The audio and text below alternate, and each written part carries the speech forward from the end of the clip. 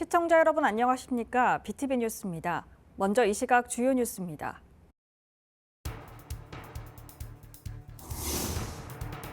전국 첫 외래어 동명칭 에코델타시티를 놓고 찬반이 팽팽합니다.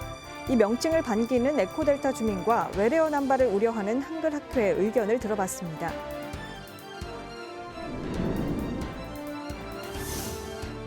치열한 양자 대결 구도가 될 것으로 예상됐던 차기 부산상위 회장 선거가 추대 합의로 일단락됐습니다.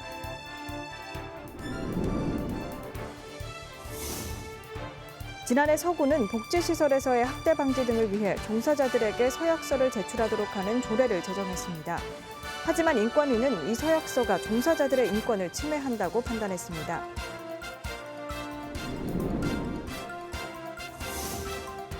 고향사랑 기부제의 모금 방법과 기부 금액 한도가 대폭 확대됩니다. 모금 활성화를 위한 지자체의 홍보가 무엇보다 중요해졌습니다.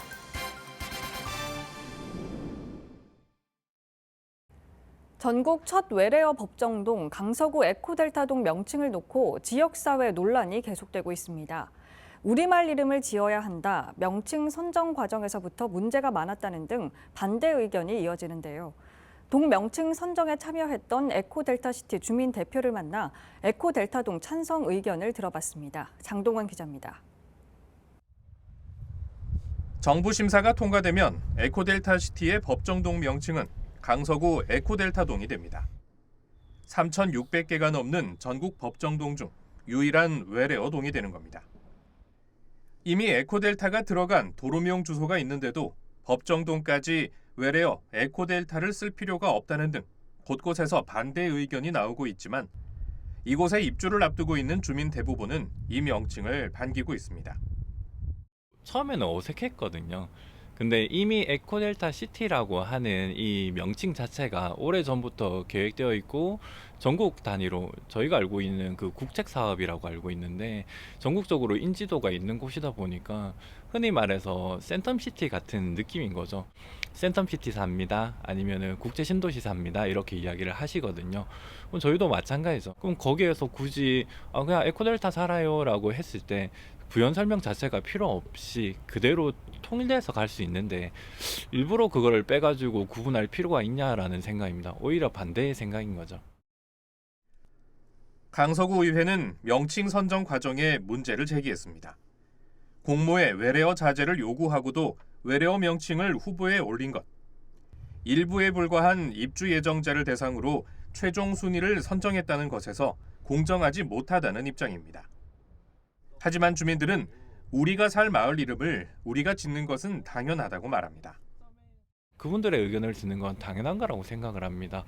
그 외 분들의 의견을 듣는 것도 좋겠지만 법정동 공모전을 통해서 그 의견은 충분히 수렴을 해서 많은 분들이 원하는 쪽으로 후보를 선정했다. 그렇게 이해를 하고 있거든요. 그리고 기존의 어떤 동 이름을 바꾸는 개념이 아니지 않습니까? 명지, 대저, 강동 이 세 개 동의 일부분들이 합쳐져서 새로운 동이 만들어지고 그 새로운 동에 우리가 들어가서 살게 될 텐데 거기에 이름을 짓는 건 너무 좋은 기회였다고 생각하거든요. 강서구 조례를 비롯해 우리 법에도 국어 사용을 권장하고 있습니다. 한글학회는 이 명칭이 외래어 남용을 부추길 수 있다고 우려하고 있습니다. 주민들은 성급한 걱정이라며 외래어라도 그 가치는 충분하다고 말합니다. 주변에 이 법정동들을 보더라도 한문으로 되어 있는 것들이 상당히 많거든요. 오히려 한글로 되어 있는 곳들이 드물죠. 근데 이게 외래어인데 영어다라는 이유로 한글학회에서 반대하는 거는 저는 좀 이치에 맞지 않다라고 생각을 합니다.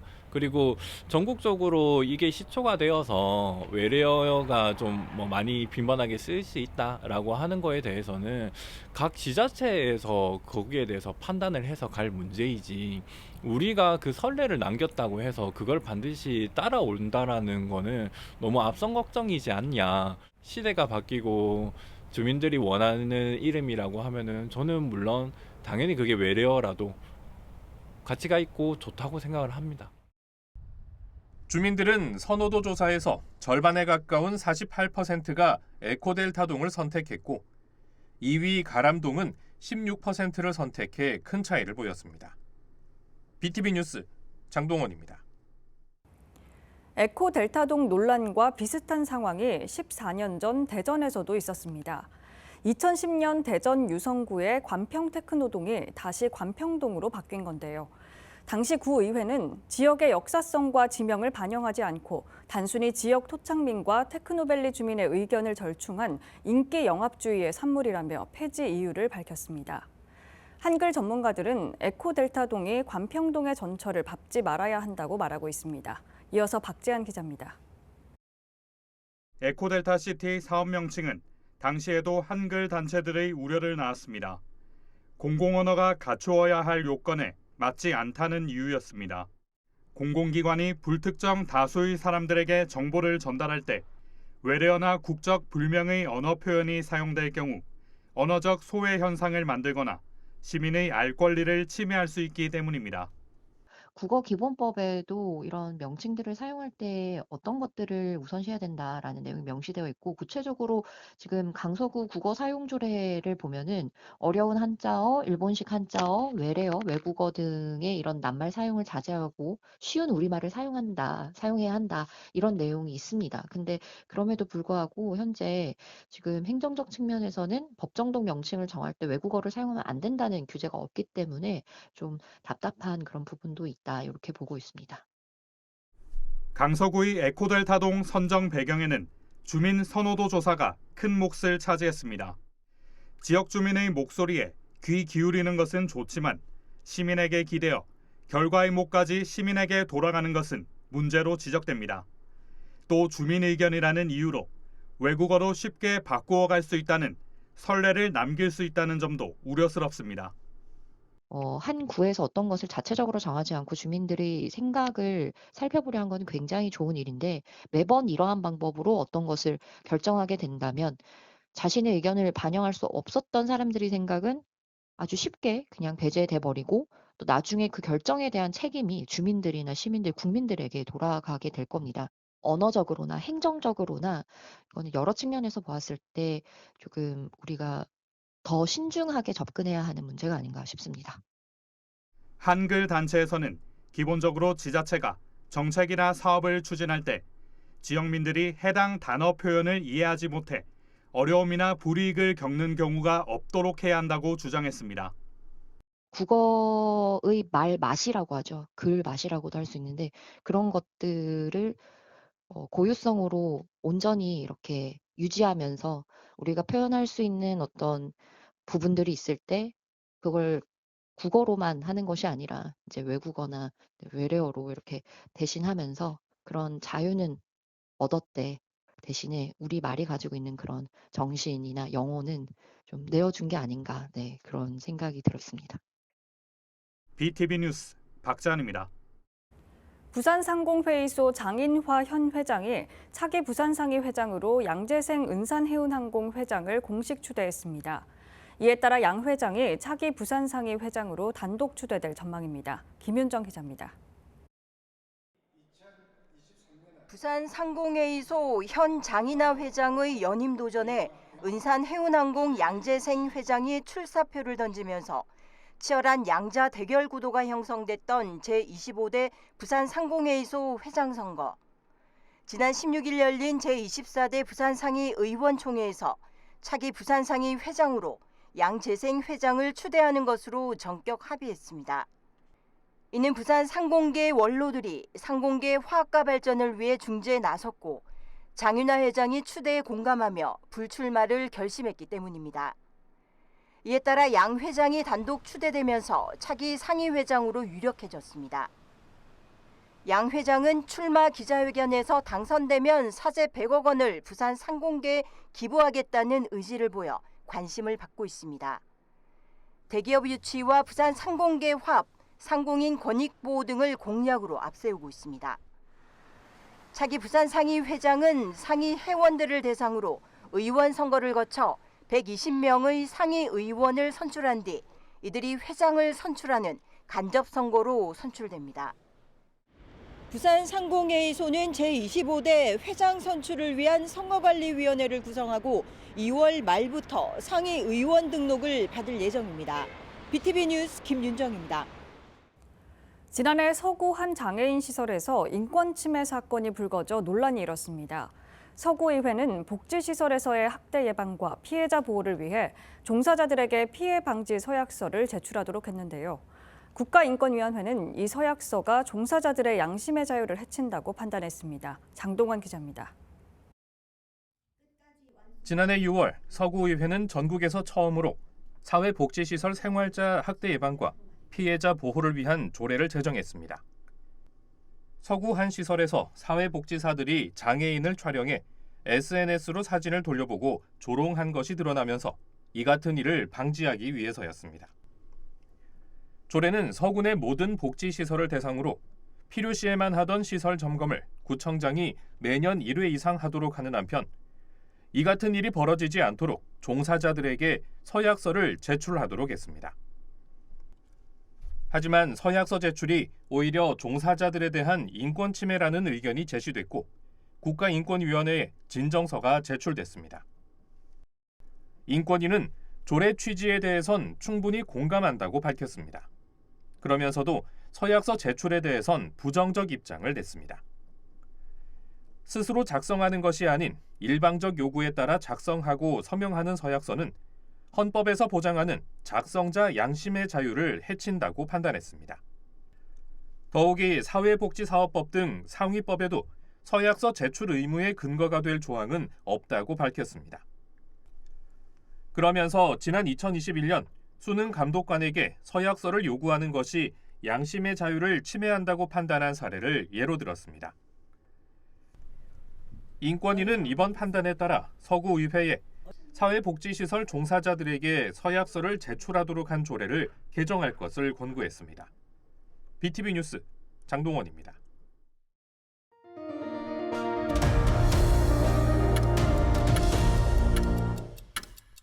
전국 최대 두꺼비 산란지로 알려진 대구 수성구 망월지에 두꺼비들의 이동이 시작됐습니다. 봄비에 깨어난 망월지 두꺼비들을 영상에 담았습니다. 홍아영 기자가 다녀왔습니다. 따뜻한 봄비에 겨울잠을 자던 두꺼비가 깨어났습니다. 산란을 위해 인근 산에서 한참을 내려와 망월지로 향합니다. 두꺼비는 개체수 변화와 산란, 이동 시기 등을 통해 생태 환경과 기후 변화를 가늠할 수 있는 환경 지표종입니다. 망월지에서 올해 처음 두꺼비가 발견된 건 지난 14일. 지난해보다 보름 정도 빨리 포착됐습니다. 보통 첫 발견 이후 2주 정도 지나야 두꺼비의 대량 이동을 볼 수 있는데 올해는 첫 발견과 동시에 수백 마리가 이동하는 이례적인 광경을 보이고 있습니다. 수성구는 망월지가 도심에 있는 만큼 로드킬 방지를 위한 보호 그물을 설치하고 두꺼비가 더 잘 서식할 수 있는 환경을 조성하기 위해 생태축 복원 사업을 추진하겠다고 밝혔습니다. 두꺼비 산란 환경과 이동 환경을 개선하기 위해서 국고보조사업과 연계해가지고 생태축 복원 사업을 추진하고 있고 생태교육관을 건립해가지고 이제 주민들이 생태 감수성을 이제 느낄 수 있도록 생태교육을 지속적으로 실시할 예정이었습니다. 알을 낳기 위해 망월지로 이동하는 두꺼비는 앞으로 약 2주간 볼 수 있습니다. 알에서 깨어난 두꺼비 올챙이는 한 달 반에서 2달 정도 망월지에서 보내다 걸어 다닐 수 있는 새끼 두꺼비가 되면 다시 산으로 올라갑니다. 이 시기가 5월까지 이어지는 만큼 인근을 지나는 주민들의 생태적 세심한 배려가 필요해 보입니다. 헬로티비 뉴스 홍아영입니다. 대한민국 민주운동의 효시 2.28 민주운동 64주년을 기념하는 특별사진전이 대구에서 열리고 있습니다. 세계기록유산으로 등재된 2.28 사진과 뉴욕타임즈, 워싱턴포스트 등 외신들이 2.28 학생 시위를 보도한 자료들을 선보입니다. 우성문 기자가 전시회 현장을 다녀왔습니다. 64년 전 대구에서 일어난 2.28 학생 시위를 세계에 열린 뉴욕타임즈, 워싱턴포스트, 재팬타임즈 등 주요 외신들의 보도입니다.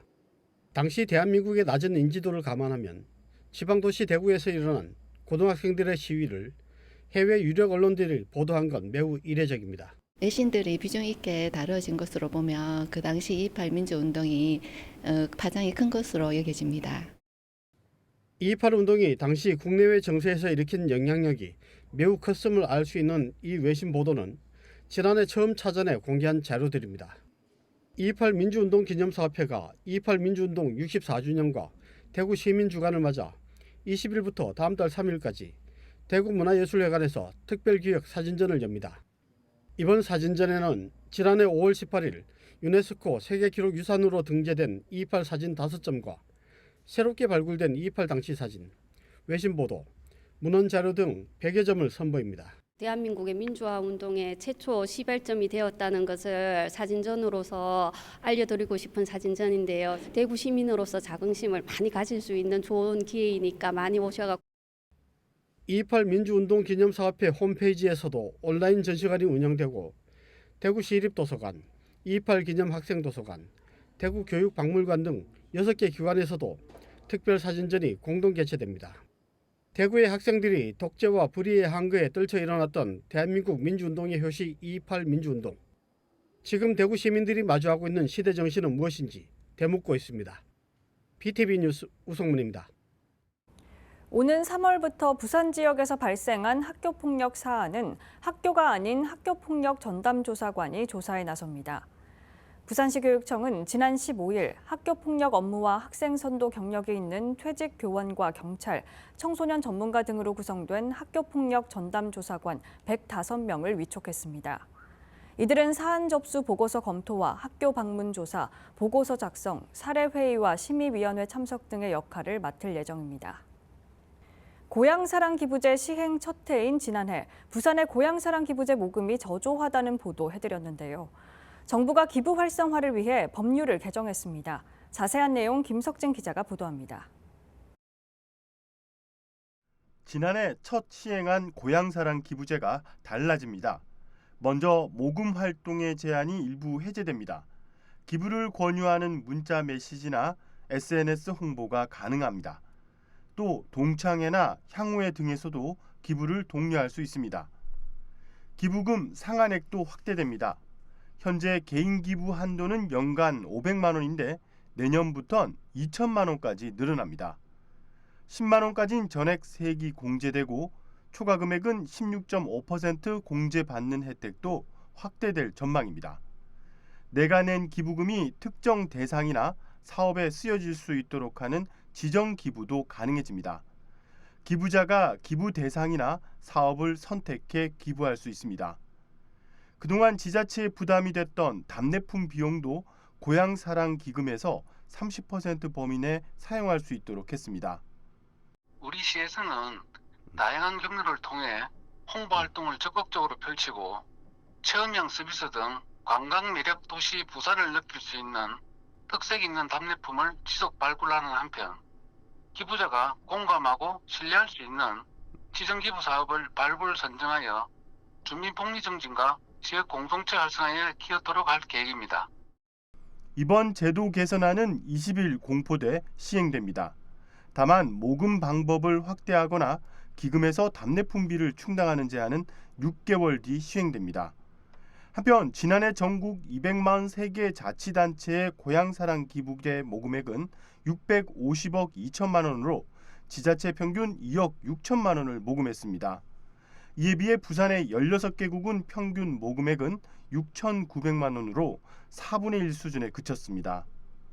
고향사랑 기부제에 참여하려면 자신이 살고 있는 주소지를 제외한 지역의 고향사랑 이음 누리집이나 전국의 농협은행을 통해 기부할 수 있습니다. BTV 뉴스 김석진입니다. 낙조로 유명한 사하구 아미산을 중심으로 관광명소화 사업이 추진됩니다. 낙조를 한눈에 볼 수 있는 전망대 엘리베이터와 대형 레이저가 들어설 예정인데요. 사하구의 새로운 볼거리가 될 것으로 기대됩니다. 박초루 기자입니다. 낙동강 하구 아미산 전망대입니다. 낙조로 유명세를 타는 곳.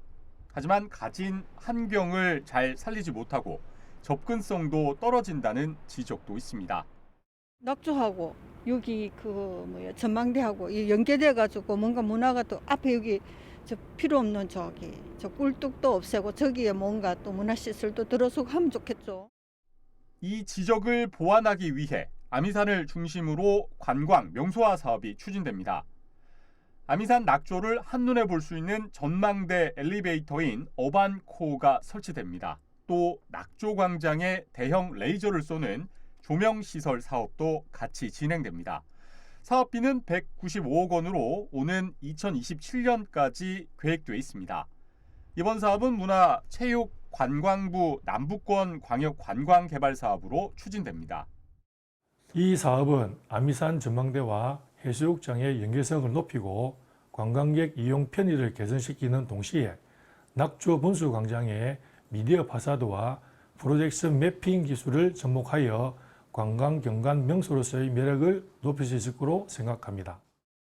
사하구는 아미산 낙조 관광 명소화 사업이 추진되면 다대포의 자연경관과 기존 관광 자원의 시너지 효과가 날 것으로 기대하고 있습니다. 여기에 다대포 낙조 분수광장 일원에는 문화 콘텐츠도 개발할 계획입니다. 아미산 전망대에 낙조를 조망할 수 있는 전망 엘리베이터가 조성될 경우 사하구의 새로운 관광 명소가 될 것이란 기대를 모으고 있습니다. BTV 뉴스 박철우입니다. 19일 새벽 5시 반쯤 영도구 복례동 물량장에 있던 선박 세척이 표류돼 신고를 받고 출동한 해경이 긴급 안전조치했습니다. 밧줄이 풀린 선박은 48톤급 석유 제품 운반선 등 세척으로 강한 비바람과 너울성 파도로 밧줄이 풀린 것으로 보입니다. 해경은 표류한 선박이 대형 함정에 부딪히면 2차 사고가 일어날 수 있다며 주의를 당부했습니다. 부산 지역 주요 대학병원 전공의들이 정부의 의대 정원 확대 방침에 반발하며 사직서를 제출했습니다. 부산대병원은 전공의 80% 이상이 사직서를 제출하고 병원을 떠난 것으로 파악되고 있습니다. 동아대병원, 고신대병원 등에서도 전공의가 대거 사직서를 내면서 의료 공백이 우려됩니다.